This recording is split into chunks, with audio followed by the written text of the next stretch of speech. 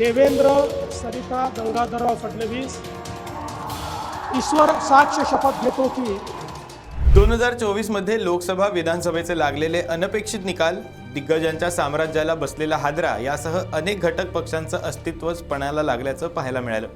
पाहुयात 2024 मधील महाराष्ट्राचं राजकारण ढवळून काढणाऱ्या मोठ्या राजकीय घडामोडी. राम मंदिर प्राणप्रतिष्ठा, उद्धव ठाकरे शरद पवारांची गैरहजेरी. 22 जानेवारी रोजी अयोध्येमध्ये श्री राम मंदिरात रामलल्लांच्या मूर्तीची प्राणप्रतिष्ठा करण्यात आली.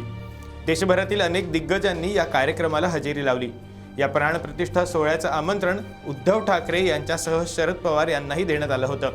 मात्र या सोहळ्याला ठाकरेंनी पाठ फिरवली, ज्यामुळे राज्यात भाजप विरुद्ध ठाकरे असा वाद पुन्हा एकदा रंगला.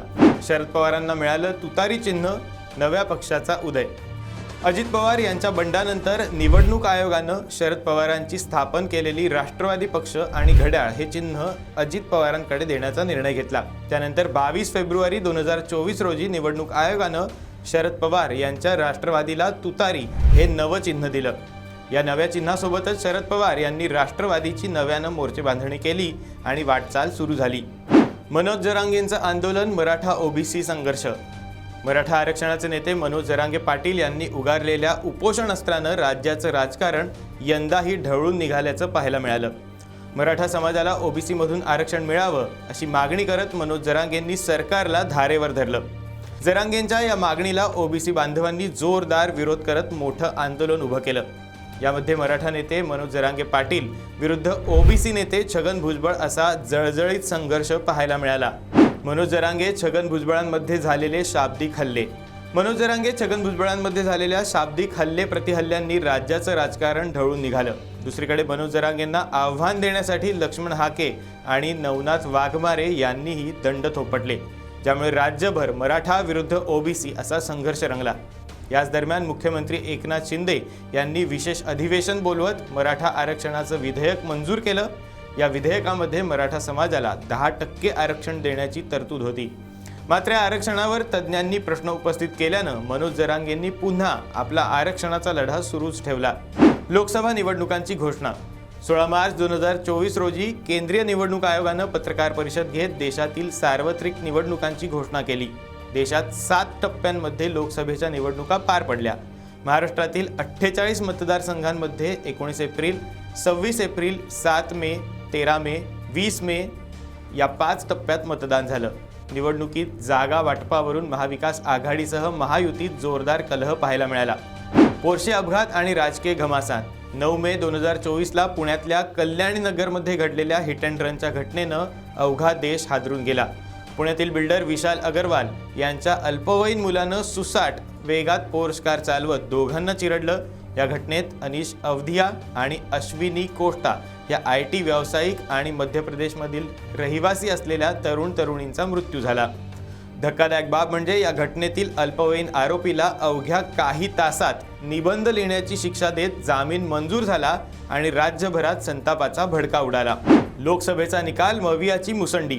4 जून रोजी देशाच्या सार्वत्रिक निवडणुकांचे निकाल जाहीर झाले. या निवडणुकीत 400 पारचा नारा देणाऱ्या भारतीय जनता पक्षाला मोठा धक्का बसला. सलग तिसऱ्यांदा सत्ता मिळवण्यात भाजपला यश आलं. मात्र या निवडणुकीनं इंडिया आघाडीलाही बळ दिलं. महाराष्ट्रामध्ये लोकसभेत सर्वाधिक धक्कादायक असे निकाल लागलेत. राज्यात एकतर्फी होईल असं चित्र दिसत असलेल्या या निवडणुकीत महाविकास आघाडीनं तब्बल 31 जागा जिंकल्या, तर महायुतीला अवघ्या 17 जागा जिंकता आल्या. शिवसेना राष्ट्रवादी कोणाची, तारीख पे तारीख. उद्धव ठाकरेंच्या शिवसेनेत एकनाथ शिंदे यांनी आणि शरद पवार यांच्या राष्ट्रवादीमध्ये अजित पवार यांनी केलेलं बंड राज्याच्या राजकारणात याही वर्षी चर्चेचा विषय ठरलं. एकनाथ शिंदे, अजित पवार यांच्या बंडानंतर हे दोन्हीही पक्ष बंडखोरी करणाऱ्यांच्या ताब्यात देण्याचा मोठा निर्णय निवडणूक आयोगानं दिला. दुसरीकडे एकनाथ शिंदे यांच्यासोबत गेलेल्या आणि अजित पवार यांच्यासोबत गेलेल्या आमदारांवर अपात्रतेची कारवाई करण्याची मागणी दोन्ही पक्षांनी केली.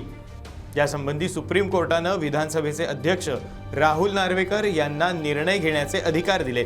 विधिमंडळात सुनावण्या झाल्यानंतर राहुल नार्वेकर यांनी दोन्ही बाजूचे कोणतेही आमदार अपात्र होत नसल्याचा निकाल दिला.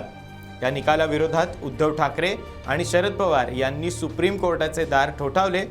मात्र वर्षभर तारीख पे तारीख दिल्याचं पाहायला मिळालं. त्यामुळे अद्यापपर्यंत हा निकाल लागला नसून राज्यातील 2 महत्त्वाच्या प्रादेशिक पक्षांचं अस्तित्व अधांतरी असल्याचं पाहायला मिळालं. बाबा सिद्दीकींची हत्या, देश हादरला. 12 ऑक्टोबर रोजी सायंकाळी 9 वाजण्याच्या सुमारास राष्ट्रवादी काँग्रेस पक्षाचे नेते बाबा सिद्दीकी यांच्यावर गोळीबार झाल्याची बातमी आली आणि अवघ्या काही तासातच त्यांच्या निधनाच्या वृत्तानं अवघा देश हादरून गेला. वांद्रे परिसरात झिशान सिद्दीकी यांच्या कार्यालयासमोर बाबा सिद्दीकी यांच्यावर गोळ्या झाडण्यात आल्या. या भयंकर हत्येनं राजकीय वर्तुळासह हिंदी सिनेसृष्टी देखील हादरून गेली. बाबा सिद्दीकी यांच्या हत्येनंतर कुख्यात डॉन लॉरेन्स बिश्नोई गँगनं या हत्येची जबाबदारी स्वीकारत सलमान खानला मदत करत असल्यामुळे हे कृत्य केल्याचं कबुली दिली. विधानसभेत महायुतीची सुनामी, मवियाचा पालापाचोळा.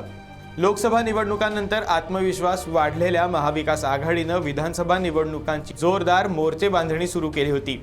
दुसरीकडे महायुतीकडून अर्थसंकल्पात आणलेल्या लाडकी बहीण योजनेचा दणक्यात प्रचार सुरू होता.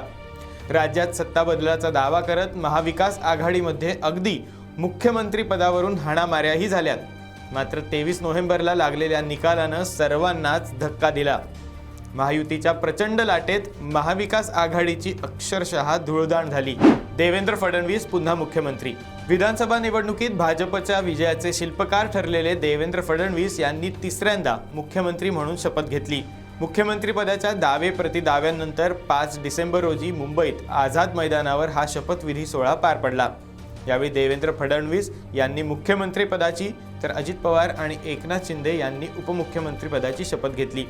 हा एक्सप्लेनर व्हिडिओ तुम्हाला कसा वाटला आम्हाला नक्की कळवा. आमच्या सगळ्या सोशल मीडिया प्लॅटफॉर्म्सना फॉलो आणि सबस्क्राईब करायला विसरू नका.